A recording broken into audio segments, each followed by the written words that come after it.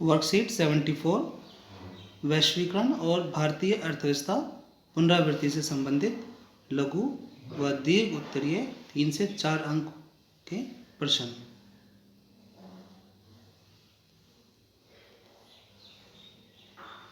पहला प्रश्न, वैश्वीकरण से आप क्या समझते हो?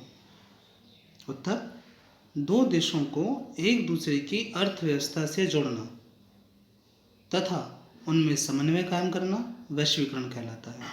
इसमें वस्तुओं व सेवाओं का आदान प्रदान होता है, विभिन्न देशों के बीच निवेश होता है, अंतर्देशीय उत्पादन होता है और साथ ही प्रौद्योगिकी का आदान प्रदान भी होता है। प्रश्न नंबर 2, विश्व व्यापार संगठन क्या है? इसके क्या कार्य हैं? इसकी कमियां क्या हैं? उत्तर 2, विश्व व्यापार संगठन एकमात्र वैश्विक अंतर्राष्ट्रीय संगठन है जो 2 या 2 से अधिक देशों के बीच होने वाले व्यापार के नियमों को बनाता है। इसके कार्य हैं अंतर्राष्ट्रीय व्यापार को उदार बनाना, और इसकी कमियां हैं अंतर्राष्ट्रीय व्यापार संबंधी विकसित देशों की नीतियों में अंकुश लगाने में ये असमर्थ है। जो अंतर्राष्ट्रीय व्यापार संबंधी जो विकसित देश हैं उनकी नीतियों में अंकुश लगाने में ये असमर्थ है। प्रश्न 3, बहुराष्ट्रीय कंपनियां क्या होती हैं? बहुराष्ट्रीय कंपनियां किस प्रकार उत्पादन पर नियंत्रण करती हैं? उत्तर 3, एक ऐसी कंपनी जो एक से अधिक देशों में उत्पादन पर नियंत्रण अथवा स्वामित्व रखती है बहुराष्ट्रीय कंपनियां कहलाती हैं।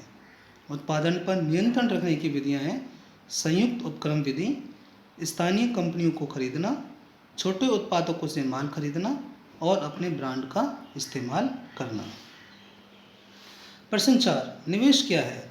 यह विदेशी निवेश से किस प्रकार भिन्न है? उत्तर 4, संपत्ति को खरीदने के लिए जिस पैसे का प्रयोग किया जाता है उसे निवेश कहते हैं, जैसे भूमि, इमारत, मशीन, ये सब निवेश कहलाती हैं।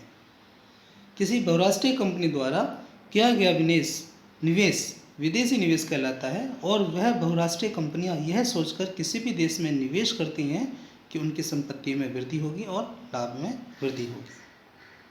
प्रश्न नंबर 5, व्यापार व निवेश पर कई देश व्यापार अवरोधक क्यों लगाते हैं? उत्तर 5, कई देशों द्वारा व्यापार व निवेश पर रोक लगाने के निम्नलिखित कारण हैं। नंबर 1, विदेशी प्रतिस्पर्धा से देश के उत्पादकों की रक्षा करना। नंबर 2, सरकार द्वारा विदेशी व्यापार को नियंत्रित करना। नंबर 3, सरकार द्वारा यह तय करना कि किन किन वस्तुओं का आयात और निर्यात किया जाना है। प्रश्न नंबर 6, उत्पादकों में होने वाली प्रतिस्पर्धा किस प्रकार उपभोक्ताओं को फायदा प्रदान करती है? किन्हीं 5 का वर्णन कीजिए। उत्तर 6, उत्पादकों में होने वाली प्रतिस्पर्धा से उपभोक्ताओं को बहुत फायदा हो रहा है। जैसे नंबर 1, उपभोक्ताओं के सामने पहले से अधिक विकल्प मौजूद हैं किसी वस्तु को खरीदने के लिए। 2, उपभोक्ताओं को कम कीमत पर अधिक गुणवत्ता वाले उत्पाद उपलब्ध हो रहे हैं। 3, पहले की तुलना में लोग आज उच्चतर जीवन स्तर का मजा ले रहे हैं। 4, उद्योगों सेवाओं में नए रोजगार उत्पन्न हो रहे हैं। 5, उद्योगों को कच्चे माल इत्यादि की आपूर्ति करने वाले स्थानीय कंपनियां मजबूत और समृद्ध हुई हैं। प्रश्न 7, वैश्वीकरण की प्रक्रिया में सहायक घटकों का वर्णन कीजिए कि कौन कौन से घटक हैं जिससे वैश्वीकरण के चरण हैं। उत्तर 7, वैश्वीकरण की प्रक्रिया में सहायक घटक निम्नलिखित हैं। 1, प्रौद्योगिकी का विकास, यानी कि दूरसंचार, कंप्यूटर और इंटरनेट के क्षेत्र में हुई प्रौद्योगिकी के कारण वैश्वीकरण का विकास हुआ है। 2, परिवहन के विकास के कारण दूर स्थानों पर वस्तुओं सेवाओं को पहुंचाना आसान हुआ है। 3, दूरसंचार एवं संचार उपग्रह, विश्व के देशों द्वारा दूरसंचार उपग्रह के कारण मोबाइल फोन जैसी सुविधाओं के कारण दूरवर्ती क्षेत्रों से संवाद होना संभव हो पाया है।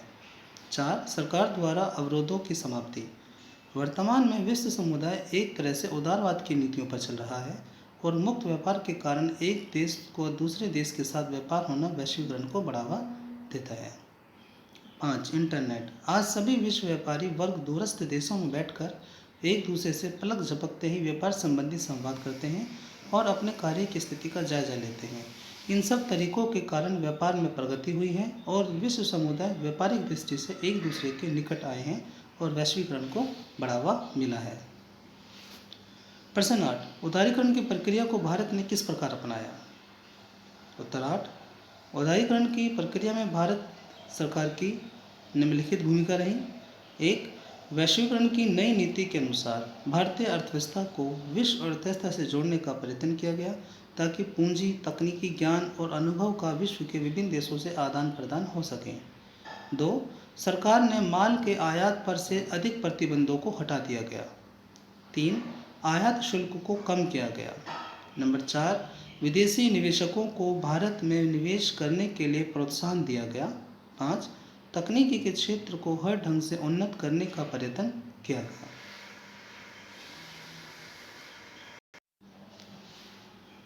उदारीकरण क्या है? प्रश्न 9, भारतीय अर्थव्यवस्था पर उदारीकरण के किन्हीं 5 प्रभावों का वर्णन कीजिए।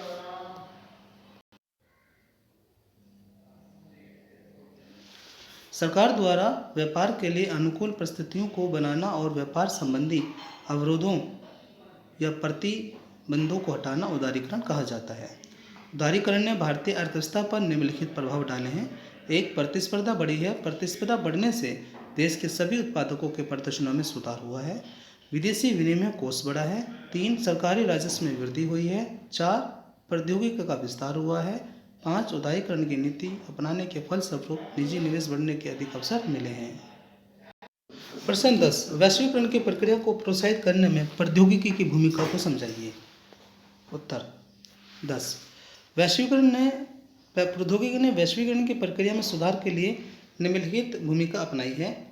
1, परिवहन प्रौद्योगिकी में सुधार और कम लागत पर लंबी दूरियों तक सामान को तेजी से पहुंचाने में मदद मिली है। 2, सूचना और प्रौद्योगिकी में विकास से इस क्षेत्र में बदलाव की एक क्रांति शुरू हो गई है और अपने उत्पादों को आम जनता तक पहुंचाने में मदद मिली है। 3, दूरसंचार सुविधाएं जैसे टेलीग्राम, मोबाइल फ़ोन, टेलीफोन, इन सब को इतना बढ़ गया है कि जिसके कारण सूचनाओं का आदान प्रदान दूर दराज के क्षेत्रों में तुरंत होने लगा है।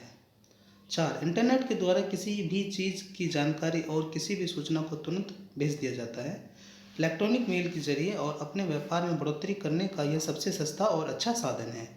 5, प्रौद्योगिकी के कारण अब विश्व एक गांव हो गया है और सभी वस्तुएं हमारी पहुंच से दूर थीं, अब हमें हमारे नज़दीक ही मिल जाती हैं, जिसकी हम कल्पना भी नहीं कर सकते।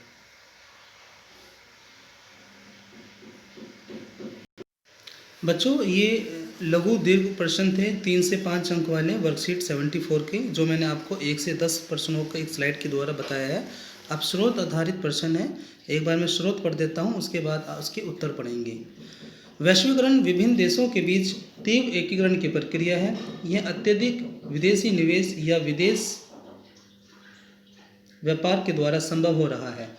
बहुराष्ट्रीय कंपनियां वैश्वीकरण की प्रक्रिया में मुख्य भूमिका निभा रही हैं। अधिक से अधिक बहुराष्ट्रीय कंपनियां विश्व के उन स्थानों की खोज कर रही हैं जो उनके उत्पादन के लिए ज़्यादा सस्ते हों। परिणामतः उत्पादन कार्य जटिल ढंग से संगठित किया जा रहा है। देश के बीच उत्पादन को संगठित करने में प्रौद्योगिकी, विशेषकर सूचना प्रौद्योगिकी ने एक बड़ी भूमिका निभाई है। साथ ही व्यापार और निवेश के उदारीकरण ने व्यापार और निवेश अवरोधकों को हटाकर वैश्वीकरण को सुगम बनाया है। अंतर्राष्ट्रीय स्तर पर विश्व व्यापार संगठन ने व्यापार और निवेश के उदारीकरण के लिए विकासशील देशों पर दबाव डाला है, जबकि वैश्वीकरण से धनी उपभोक्ता और कुशल, शिक्षित व धनी उत्पादक ही लाभान्वित हुए हैं। परंतु बढ़ती स्पर्धा से अनेक छोटे उत्पादक और श्रमिक भी प्रभावित हुए हैं। न्याय संगत सभी के लिए अवसरों का सृजन करेगा और यह भी सुनिश्चित करेगा कि वैश्वीकरण के लाभों में सभी की बेहतर हिस्सेदारी हो। प्रश्न है, वैश्वीकरण को अपने शब्दों में परिभाषित कीजिए।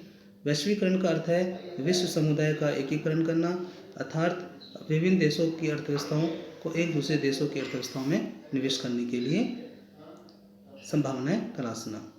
वैश्वीकरण की प्रक्रिया में बहुराष्ट्रीय कंपनियों की भूमिका का वर्णन कीजिए। वैश्वीकरण के दौर के अंदर जो प्रश्न 2 है उसका उत्तर है, वैश्वीकरण की प्रक्रिया में बहुराष्ट्रीय कंपनियां जो है उन स्थानों की खोज कर रही हैं जो उनके उत्पादन के लिए ज़्यादा सस्ते हों। प्रौद्योगिकी ने वैश्वीकरण में किस प्रकार सहायता प्रदान की है? प्रौद्योगिकी के द्वारा हम नई उत्पादनों को, संगठनों को और व्यापार निवेश के उदारीकरण को अपने व्यापार को फैलाओ और व्यापार को प्रौद्योगिकी से पूरा विश्व समुदाय एक गांव हो गया है और हम इंटरनेट, टेलीफोन, परिवहन इन सब का प्रयोग।